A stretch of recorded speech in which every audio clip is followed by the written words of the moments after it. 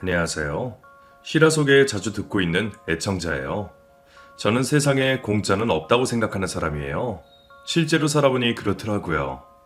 어찌나 야박하고 무서운 세상인지 남편을 먼저 보내고 아주 제대로 배웠죠.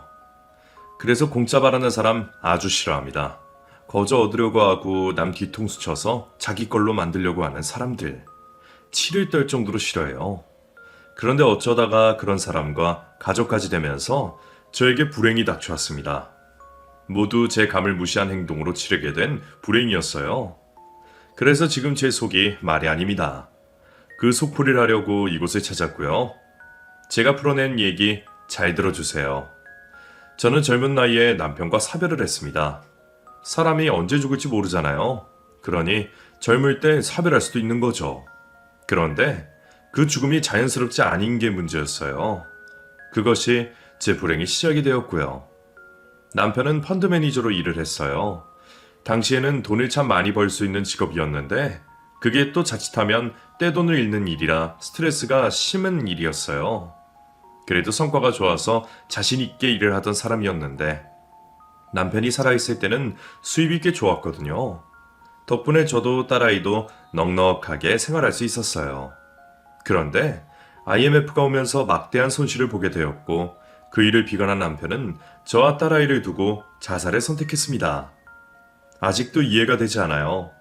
왜 그 지경이 되도록 나한테 상의 한마디를 안 했는지, 왜 한 번도 우리를 생각하지 않았는지 너무 무책임한 사람이었어요. 자기밖에 모르는 그런 사람이죠. 이미 죽은 사람 욕해서 뭐 하겠느냐마는 그때 남편이 먼저 가고 나서 남은 저는 정말 감당하기 어려운 것들로 너무 힘든 시간을 보내야 했어요. 워낙 투자금을 크게 잃은 상황이라 손해본 사람들이 저희 집에 계속 찾아오고 그 일로 사람이 죽은 건 아무것도 아니더라고요. 조금이라도 손해본 돈을 회수하려고 혈안이 된 사람들이 너무나 무서웠어요. 그 상황에 저희를 보호해줄 것은 아무것도 없었고요. 남편의 장례식이 끝나자마자 상황을 수습하기에 정신이 없었고 집에서 아이 키우며 살림만 했던 제가 해결하기에 너무나 큰일이었어요. 믿을 만한 사람들이 없더라고요.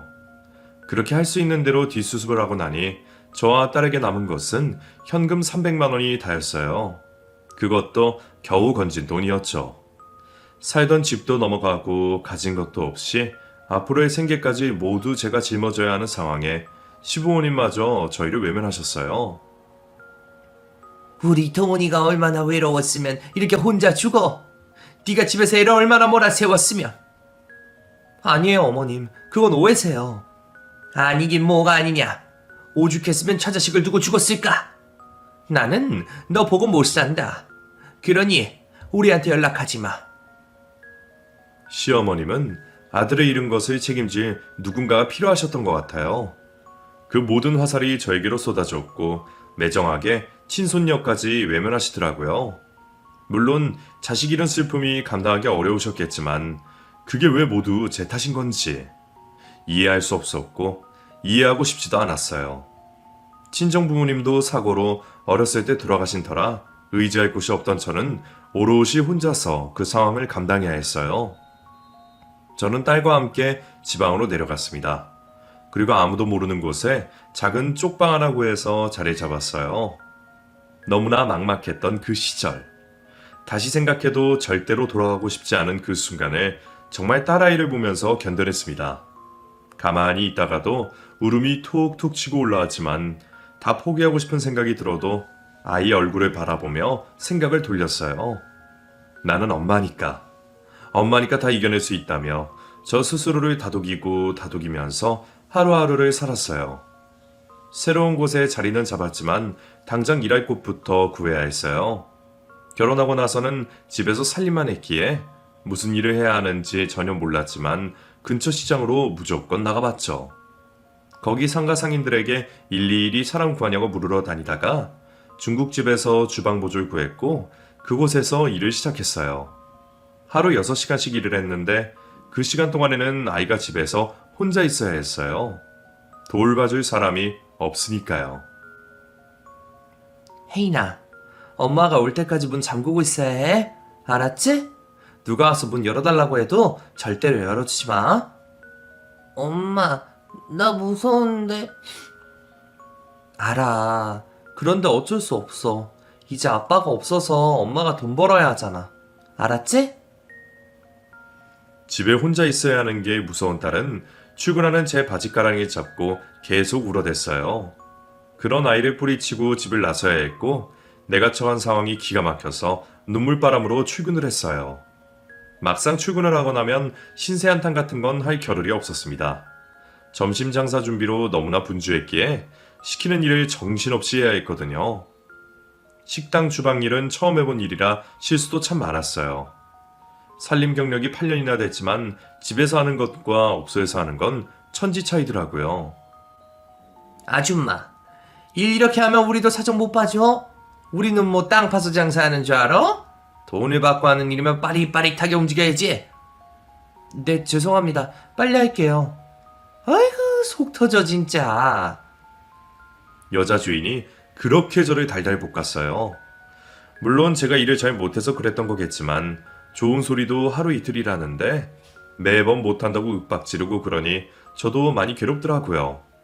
하지만 어쩌겠어요. 입 꾹 다물고 일할 수밖에요. 그래도 그때 그 일을 하면서 저도 많이 배웠어요. 그동안 남편 그늘 아래 살면서 얼마나 편하게 지냈는지도 알게 됐고요. 먼저 간 사람 원망만 하며 살았는데 고마운 것도 알게 됐죠. 그렇게 하루만 살았어요. 아침에 눈 뜨면 그 하루만 생각하고 살고 그 다음 날에도 그 하루만 생각하면서 살았더니 그냥 사라지더군요. 머릿속에 어떤 희망이나 계획 같은 것 없이 일하고 살자고 그런 날들의 반복이었어요. 그런데 우리나라가 정이 많기도 하지만 매정할 때는 또 가차없잖아요. 남편 없이 산다고 외지인이 딸 하나 데리고 산다고 무시도 많이 당하고 살았어요. 시골 동네에 인심 야박하다지만 그래도 몇 년을 쭉 살면 받아줄 법도 한데 끝까지 외지인 취급에 손가락질을 하더라고요. 혹시나 자기 집 남편이랑 바람이라도 날까봐 수군거리고 챙겨주는 척하면서 따돌림 당하고 그런 경우가 한두 번이 아니었어요. 심지어 밤에 자고 있는데 동네 남자 하나가 쳐들어온 적도 있었어요. 제가 소리를 고래고래 질러서 놀란 남자가 그냥 도망갔기에 망정이지 아니었으면 몹쓸 짓을 당할 뻔도 했습니다. 그 일이 있고부터는 이부자리 손 닿는 곳에 항상 망치를 놓고 살았어요. 집안에서도 마음 편하게 있을 수가 없었죠. 정말 그때를 생각하면 아직도 치가 떨려요. 어떻게 그 시절을 이겨냈는지. 딸이 없었다면 저는 못 이겨냈을 겁니다. 우리 아이가 저를 살린 거나 마찬가지예요. 살지 말지 더 이상 고민하지 않게 되었을 때부터 저는 마음을 새롭게 먹었어요. 더 이상 사람들이 저희 모녀를 만만하게 생각하지 못하게 해야겠다 싶더라고요. 그런 팔자를 고쳐야 하는데 남자 덕 보면서 또 살고 싶진 않았어요. 그래서 돈을 모아야겠다고 결심을 하게 됩니다.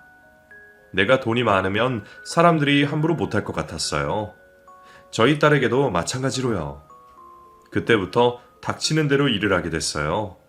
잠자는 시간 외에는 전부 일을 했죠. 하루 종일 밖에서 일하고 와도 집에서 부업을 했어요. 시간을 정말 허투루 쓰지 않으려고 애를 썼죠. 덕분에 어느 순간부터 돈이 모이기 시작했고 계속해서 돈을 불려나갔어요. 처음에는 진짜 모으기 힘들었는데 몇백만 원이 되자 그 다음부터는 모으기가 재미가 있더라고요. 그래서 안 쓰고 계속 모았어요. 옷도 진짜 안 사입고 두 벌로 번갈아 입으면서 지냈어요. 먹는 것도 딸애 챙겨주는 것 빼고 김치 한 조각에 물 말아 먹고 그랬어요. 제대로 먹는 건 없으면 하루 종일 일을 하니 제 몸은 뼈만 남아 앙상했지만 악으로 참으며 견뎠어요. 그렇게 모은 돈으로 어떻게 하면 더 돈을 불릴 수 있을까 고민을 하다가 우연히 부동산 투자에 대해서 알게 됐어요. 세차장에서 일을 한 적이 있었는데 거기 옆에 바로 부동산이 있었거든요. 그곳 사장님과 인사를 하며 지내다가 우연히 아파트 투자에 대해 듣게 됐고 그날부터 저는 그 부동산으로 매일 찾아갔어요. 사장님, 저 왔어요. 아, 혜인이 엄마 왔어? 아이고, 또 음료수 사왔네. 왜 이리 자꾸? 그냥요. 더운데 시원한 거 드시면서 하세요, 사장님. 10원짜리 하나도 악착같이 모으던 저였지만 부동산 사장님과 친해져야 한다는 생각에 비싼 음료수를 마다하지 않고 사들고 갔어요. 그리고 그곳에서 기동량을 했죠. 하루가 멀다 하고 찾아오는 저를 사장님도 점점 익숙하게 받아주셨고 서로 얘기를 하다가 제 사정을 모두 알게 됐어요. 아이고, 혜인이 엄마한테 그런 사정이 있는 줄은 꿈에도 몰랐네. 속사정 없는 사람이 어디 있겠어요. 이제는 다 지난 일인데요, 뭐. 그래도 대단하구먼. 어린 딸 혼자서 건사하며 사는 게 어디 쉬운 일인가? 그래서요, 사장님. 저 돈 벌어야 해요. 우리 딸 저처럼 살게 하면 안 되잖아요. 그러니까 좀 도와주세요. 네? 저는 사장님께 매달리시다시피 부탁을 드렸어요. 난처한 표정을 지으시던 사장님은 곧 저의 부탁을 들어주셨고 그날부터 부동산 투자에 대해 사장님께 배우기 시작했습니다. 그때 들은 이야기들은 딴 세상 이야기 같았어요. 오가는 돈이 어마어마하더라고요. 제가 그동안 모은 돈으로는 발을 내일 염두를 안다는 케이스였어요. 당시에는 대출 규제가 지금처럼 까다롭지 않아서 대출을 끼고 어찌어찌 하더라도 이자 낼 돈까지 감당하려면 제가 버는 걸로는 무리겠더라고요. 어떻게 하면 더 돈을 많이 벌 수 있을까 고민을 하고 있던 찰나에 평소 친하게 지내던 생선가게 할아버지가 일을 그만두신다는 얘기 들었어요. 평소 가게가 바쁠 시즌에 제가 가서 일을 해주고 그랬거든요. 그래서 가게 돌아가는 상황을 훤히 알고 있었고 그만큼 친하게 지내는 분이었어요. 사장님, 왜 가게 접으시는 거예요? 그렇게 됐어. 나 암이래. 예? 암이요? 평소 기침을 참 많이 하셨어요. 그러면서도 담배를 끊지 못하시고 그러시더니 결국 암에 걸리셨다고 하시더라고요. 저에게 참 살갑게 대해주시던 분이라서 마음이 많이 아팠어요. 부인도 자식도 없이 홀로 생선가게를 운영하시면서 기부도 하시면서 좋은 일도 많이 하셨거든요. 무슨 말을 할지 몰라 눈물만 글썽이고 있는데 사장님은 저에게 뜻밖의 제안을 하셨어요. 이 가게 혜인 엄마가 맡아 해볼래? 이 시장에서 생선가게 여기밖에 없어. 성실하게만 하면 돈 벌 수 있을 거야. 제가요? 제가 이 가게를요? 저 가게 살 만큼 돈도 없는데요. 얼마 있는데 그것만 주고 가져가. 정말요? 그래 가져가. 사장님은 500만 원에 그 생선가게를 넘겨주셨어요. 권리금 같은 것도 요구하지 않으셨고 생선 공급을 받는 거래처며 납품 거래처까지 싹 다 알려주셨고요. 그간 저를 지켜보시면서 열심히 사는 모습에 그리 마음을 먹으셨다면서 잘 운영해보라고 하셨어요. 사장님께 얼마나 고마웠는지 모릅니다. 남편 말고 어느 누구도 저에게 손 내밀어 주지 않았는데 그래도 악착같이 버티면서 내 나름 열심히 살았더니 이런 기회가 굴러 들어오게 된 거예요. 저는 사장님이 너무 고마워서 몇 번이나 인사를 했어요. 그리고 그날 이후 그분이 돌아가실 때까지 매주 찾아가서 보살펴드렸고요. 안타깝게도 5년 뒤에 돌아가셨거든요. 자식이 없으셔서 돌아가신 이후의 장례를 제가 직접 다 정리해드렸고 납고회당까지 모셨죠. 정말 제 아버지 같은 마음으로 챙겨드렸어요. 가게를 인수받고 온 정석을 쏟아 넣었습니다. 시장에서 어느 누구보다 일찍 가게 문을 열고 누구보다 늦게 문을 닫았어요. 그리고 버는 돈 족족이 모아서 부동산 사장님을 찾아갔어요. 어떻게든 아파트 한 채를 사려고 혈안이 되어 있었습니다. 그 생선가게는 저에게 둘러온 복이었어요. 그리고 그 가게를 디딤돌 삼아 저는 부동산 투자에 모든 것을 쏟아부었고요. 그렇게 20년이 지났습니다. 그러는 사이 저는 아파트가 3채, 상가 건물이 한 채 생겼고 딸도 다 자라서 대학까지 졸업했죠. 정말 치열하게 살아온 세월이었어요. 아끼고 또 아끼며 내 몸 돌보지 않고 살아내 건물주가 될 수 있었으니 얼마나 저 스스로가 대견하겠어요. 그렇게 원하던 것을 이루고 나서 살만해지니 딸아이가 눈에 들어왔습니다. 어릴 때부터 밖으로 돈 벌러 다니느라 제대로 돌봐주지 못한 불쌍한 내 딸. 제가 일을 하러 나가 있으면 혼자 하루 종일 집에 있으면서 때 묻은 곰인형 하나 의지하고 저를 기다리던 착한 내 딸. 이제는 제가 다 이뤄내 딸아이 원하는 건 무엇이든 해줄 수 있는 사람이 되었는데 아이러니하게도 딸은 마음에 병이 생기고 말았어요. 워낙 보살핌을 못 받고 자라서인지 불안증이 심각했어요.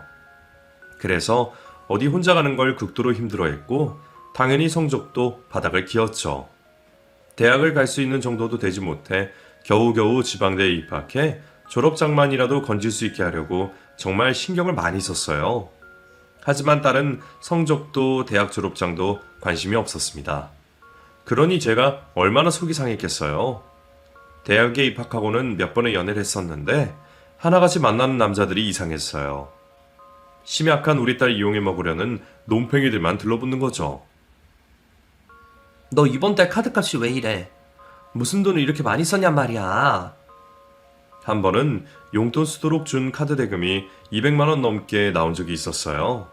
내역을 보니 죄다 식당에 영화관에 쇼핑 목록이더라고요. 필요한 옷이나 가방, 신발들은 제가 다 사주는데 아무리 봐도 금액이 너무 크다 싶어 물어봤더니 딸이 머뭇거리면서 말을 하더군요.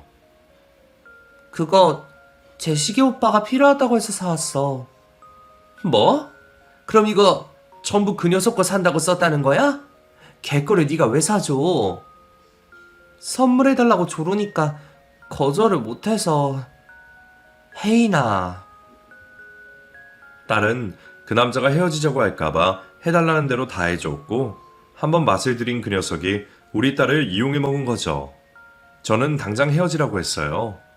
딸은 좋아하는 사람이라고 울고 불며 못 헤어진다고 하더군요. 그렇게 되먹지 못한 남자들만 자꾸 줄줄이 붙었어요. 하나같이 어쩜 그리 나쁜 남자들만 만나는 건지. 너무 속이 상했지만 이미 다 큰 아이 따라다니면서 제가 말릴 수도 없고 제 속만 터져나갔죠. 그렇게 알게 돼서 헤어지게 한 것만 여러 번. 그러는 동안 결심한 건 결혼만은 꼭 중매로 시켜야겠다는 거였어요. 결혼은 연애랑 다르잖아요. 결혼하고 헤어지는 게 쉬운 일도 아니고 혹시나 아이가 생기면 더 곤란해지니 제대로 된 남자한테 시집 보내야지 싶은 거죠. 그런데 자식 일이 어디 마음먹은 대로 되나요? 결혼만은 정말 고르고 골라서 시키고 싶었는데 그것조차 내 뜻대로 되지 않았어요. 이번 주 일요일 호텔 커피숍에 약속 잡았어. 오후 1시니까 나가봐. 나 선보는 거야? 너도 계속 나이 먹어가는데 슬슬 결혼 준비해야지. 언제까지 어중이 떠중이들만 만나고 다닐 거야? 엄마, 나 만나는 사람 있는데. 아휴, 또 생겼어? 그건 그거고 이건 이거야.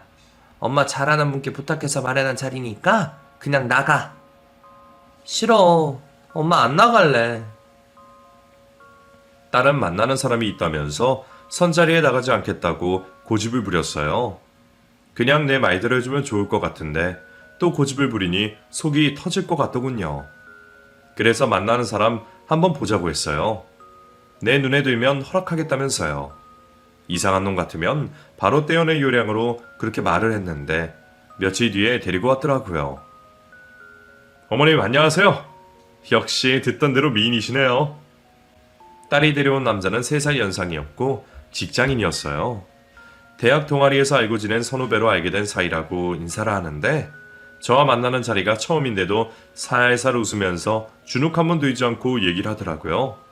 가만 보니 보통은 아닌 것 같았어요. 그러니 순둥이 우리 딸이 홀딱 넘어간 거죠.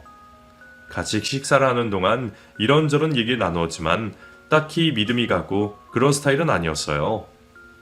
듬직하고 우직한 그런 사이감이 좋은데 팔랑팔랑 거리는 놈이라 느낌이 강했기에 마음에 들지 않았거든요. 그래서 그날 만나고 온 뒤 솔직하게 말했어요. 신랑감은 아니라고요. 그랬더니 엄마, 오늘 한 번 보고 사람을 어떻게 알아? 그냥 나 믿고 만나게 두면 안 돼? 이 사람은 달라. 이전에 내가 만난 사람들이랑 다르다고. 네가 뭘 안다고 그래? 그렇게 잘하는 애가 여태 만난 놈들마다 뒤통수 쳤니? 엄마. 결국 그날 딸과 대판 싸웠어요. 내 의도는 그게 아닌데 딸이 내 말을 듣지 않으니 너무 답답하더라고요. 남자 하나가 뭐라고 모녀 사이에 이렇게 분란을 만드는 건지. 딸이 어릴 적 받지 못한 정을 자꾸 다른 데서 채우려는 것 같아 너무 속상한데 어찌할 방법이 없으니 저의 고민은 하루가 다르게 깊어지기만 했어요. 제가 반대를 하는데도 계속 만나겠다고 하니 가만히 두고 봤습니다. 결혼만은 절대 안 된다는 마음으로 연애나 실컷 해라 싶어 그리 뒀어요. 그랬더니 역시나 바람을 2번이나 피워서 들키더라고요. 바람 핀 걸 알게 돼서 눈물, 콧물을 펑펑 쏟아내면서도 헤어지지 않고 계속 만났어요. 역시 그 남자가 보통 내기가 아니다 싶더군요. 헤어지라고 몇 번이나 얘기를 했지만 그럴 때마다 얻는 것 없이 딸과 싸우기만 해서 결국 제가 한 발 물러나 계속 지켜봤어요. 제 풀에 지쳐 언젠가는 둘이 끝이 날 거라고 여겼는데 글쎄 결혼하겠다고 하는 겁니다. 생각지도 않은 결과라 너무 놀랐고 저는 2번 생각하지 않고 결사반대를 했죠. 이거사, 너 놔두고 2번이나 바람핀 놈이야. 근데 뭐래? 결혼을 해? 네가 제정신이야? 엄마, 나 그 사람 사랑해. 바람 피운 거 맞는데 다 실수래. 다시는 그러지 않겠다고 약속했어, 엄마. 제발 허락해줘, 어? 딸은 결혼시켜달라고 저에게 매달리기 시작했어요. 그때마다 절대 안 된다고 강하게 나갔는데 도저히 안 되겠는지 만나는 남자까지 데리고 와서 같이 저에게 얘기를 하는 겁니다. 장모님, 제발 저희 결혼 허락해 주십시오. 누가 네 장모야? 저 혜인이 행복하게 해줄 자신 있습니다. 제발 믿어주십시오. 연애하는 동안 내가 하는 바람만 2번이야. 근데 내가 널 어떻게 믿어, 어? 저는 강경하게 나갔어요. 제 사전에 절대로 허락할 수 없는 조건이었어요.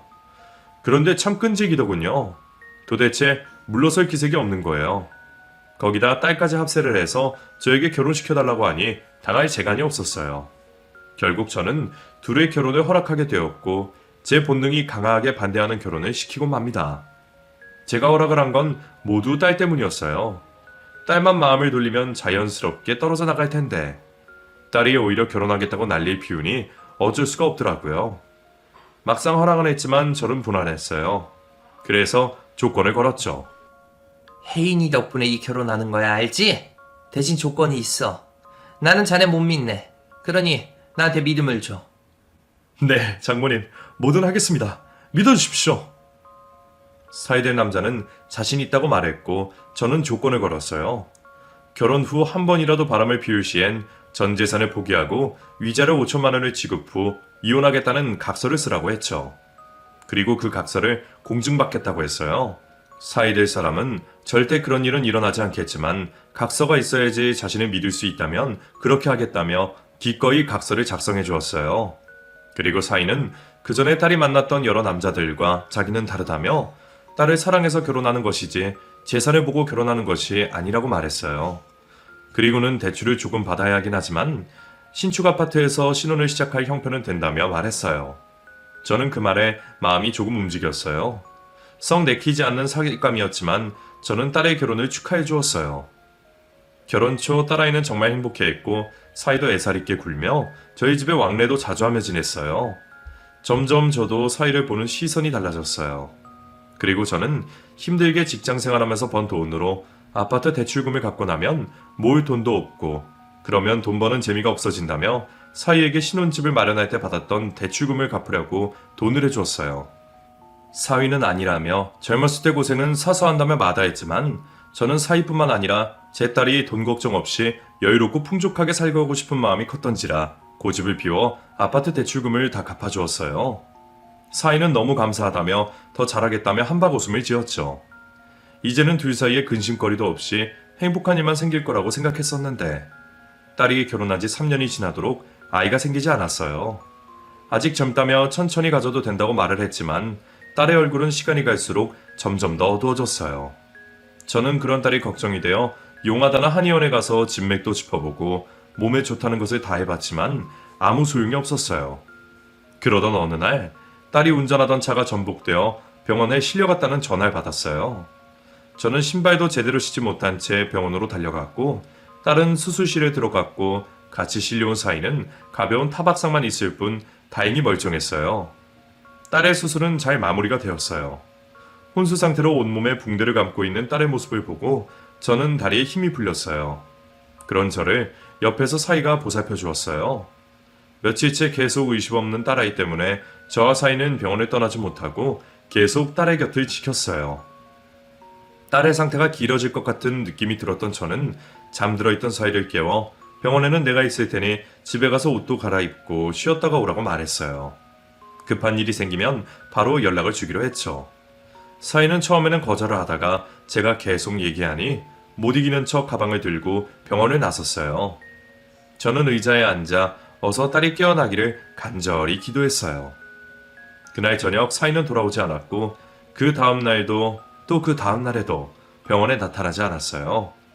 사이가 걱정이 된 저는 사이에게 전화를 걸었어요. 네, 장모님. 그래, 자네 집인가? 요즘 통 병원에 오질 않아서.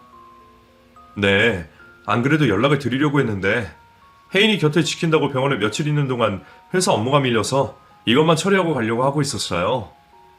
그랬나? 회사에 바쁜데 혜인이는 여전하니까 급하게 하지 말고 천천히 일 보게. 네, 금방 해놓고 갈게요. 사이는 바쁜 업무 때문에 오지 못한다고 이야기했지만 저는 왠지 이상한 느낌이 들었어요. 그리고 또 여러 날이 지났고 저는 찝찝한 마음으로 도저히 병원에 있을 수가 없어 딸의 집으로 찾아갔어요. 띵동띵동. 딸의 집 초인종을 눌렀더니 사이가 아닌 낯선 여자가 슬림한 옷차림을 하고서 현관문을 열었어요. 누구세요? 내가 집을 잘못 찾아왔나? 여기 2촌5 아닌가요? 네, 맞아요. 아, 청소 아줌마구나? 들어오세요. 뭐라고?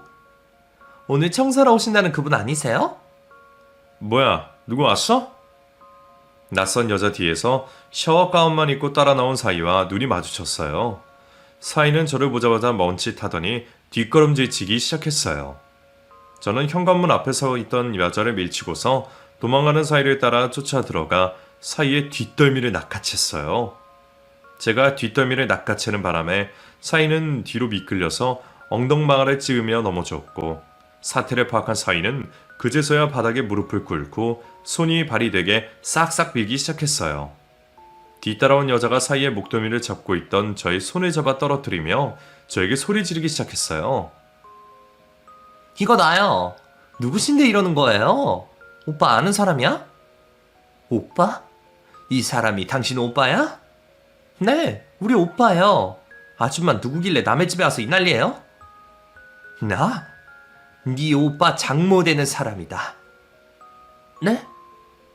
너 누구야? 누군데 남의 집에 들어왔어? 이것들이 여기가 어디라고? 여기서 이칠할 일이야?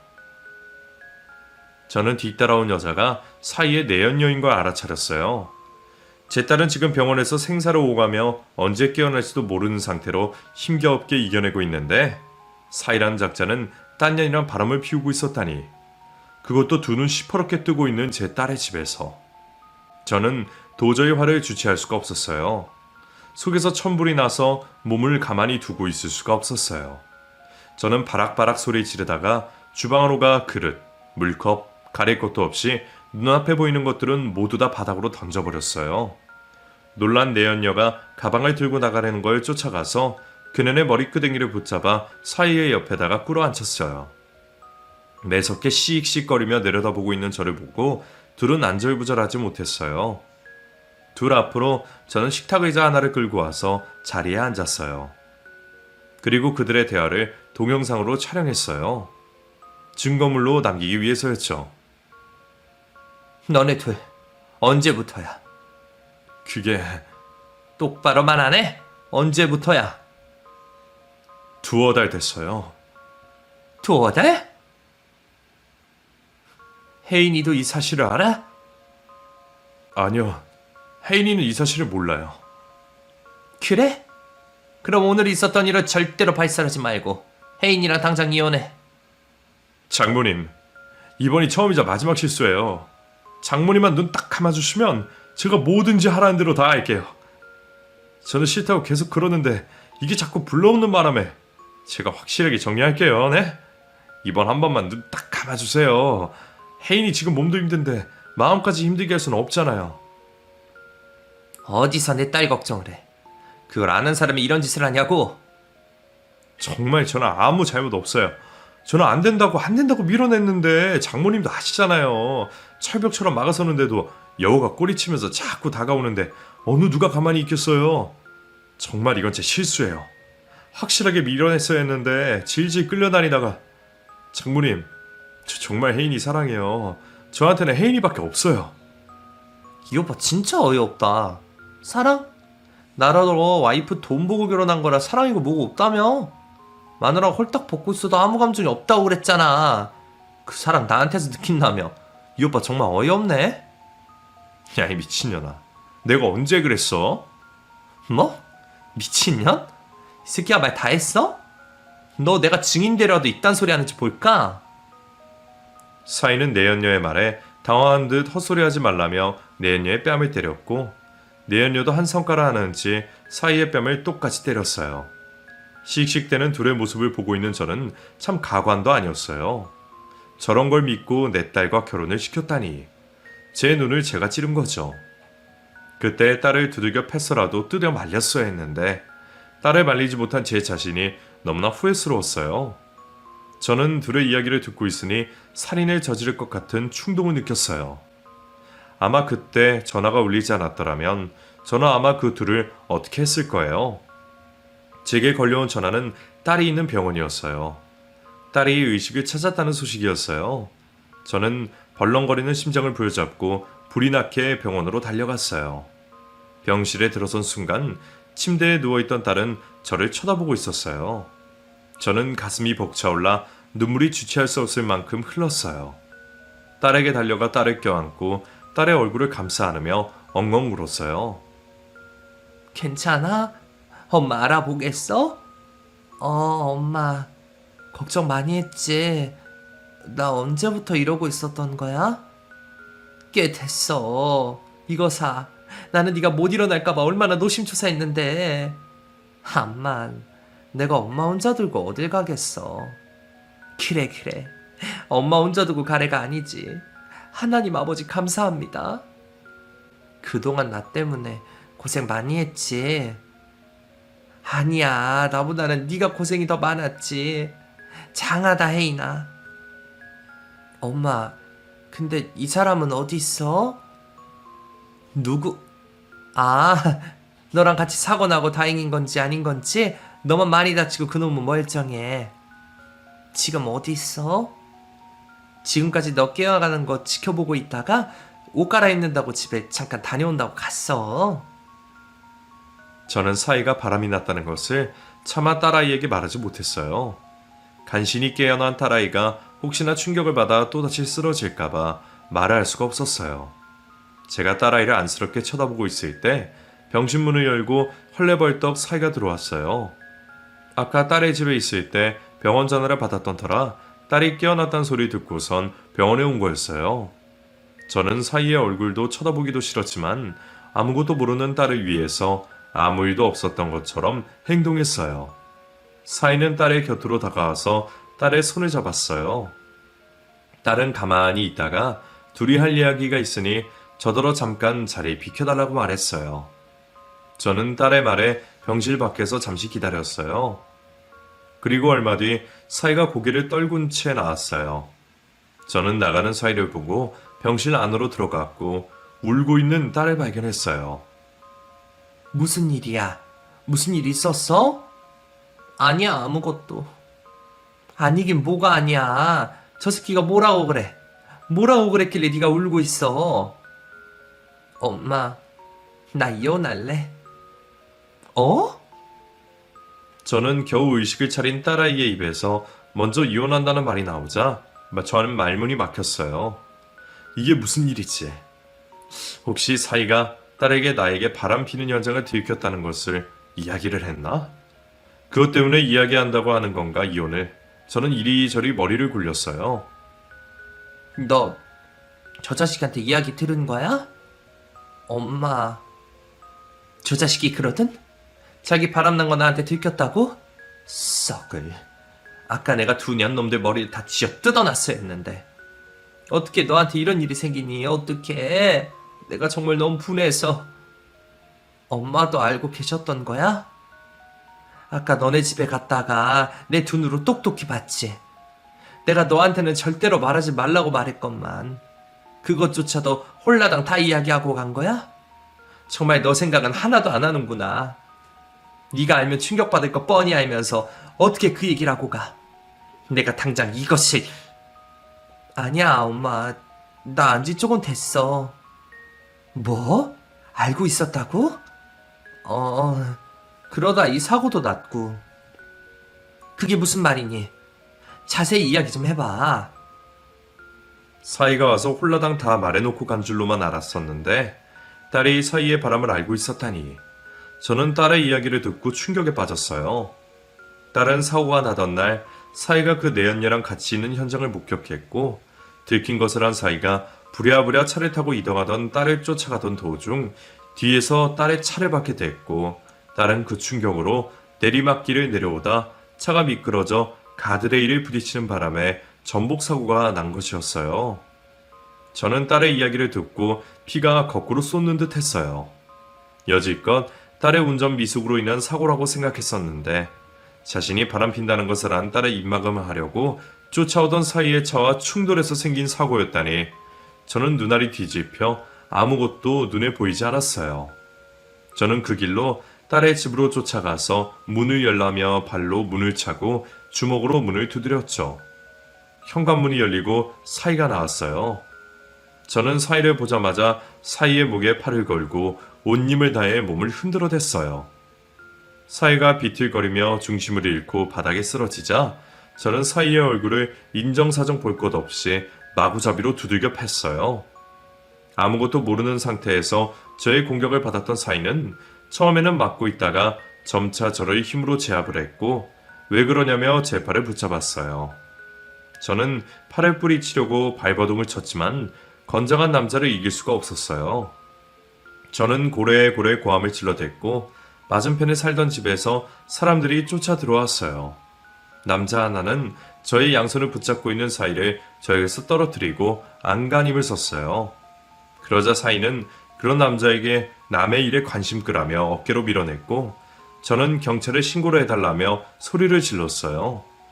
남자를 뒤따라오던 여자는 경찰에 신고를 했고 얼마 있지 않아 경찰이 들이닥쳤어요. 사이는 경찰을 보자 장모님이 화가 나셨는지 무작정 달라붙어서 방어를 했었다며 아무 문제 없다며 흔히 있는 가정사라고 경찰들을 돌려보내려 했어요. 저는 경찰에게 이 사람이 내 딸을 죽일 뻔한 사람이라며 경찰서에 데리고 가야 한다며 고함을 질러댔어요. 제 말을 들은 경찰은 경찰서에 가서 자세한 이야기를 하자며 우리 둘을 데리고 갔어요. 저는 변호사를 사서 사이를 형사소송과 이혼소송으로 걸었어요. 결혼하기 전 바람피다가 결릴 경우 모든 재산을 포기하고 위자료도 5천만 원을 지급한다는 각서와 사이와 내연녀의 대화가 남긴 동영상을 증거로 제출했어요. 사이는 재판을 통해 죗값을 받기 위해 감옥에 들어갔어요. 딸은 지금껏 자신의 돈을 보고 접근했던 다른 남자들과 다를 거라고 생각했던 사이에게마저도 배신과 버림을 받게 되자 심한 충격을 받았고 정신과 치료를 받으며 심신의 안정을 찾으려고 노력했어요. 또한 재활 치료도 꾸준히 받았고요. 몸이 나아지는 건 눈에 보이지만 병든 마음이 나아지는 건 눈에 보이지 않으니 딸의 상태를 저는 가늠하기가 힘들었어요. 아직까지도 딸은 다시는 남자와 만나지 않겠다며 남자에 대한 안 좋은 감정이 있어 사회생활도 힘들어요. 하지만 언젠가는 건강해진 몸과 마음으로 세상을 살아갈 수 있을 거라고 믿고 있어요. 꼭 그렇게 되길 바라고요. 그렇게 위해서 저 먼저 그것에서 벗어나게 해야겠죠. 있었던 일을 없었던 일로 만들기엔 너무 힘들겠지만 딸을 위해서 저도 마음을 다잡아 보려고 합니다. 이렇게 사연으로 남아 제 속풀이를 하게 되니 마음이 한결 가벼워지는 것 같아요. 제 이야기를 들어주신 청취자분들께 너무나 감사드립니다.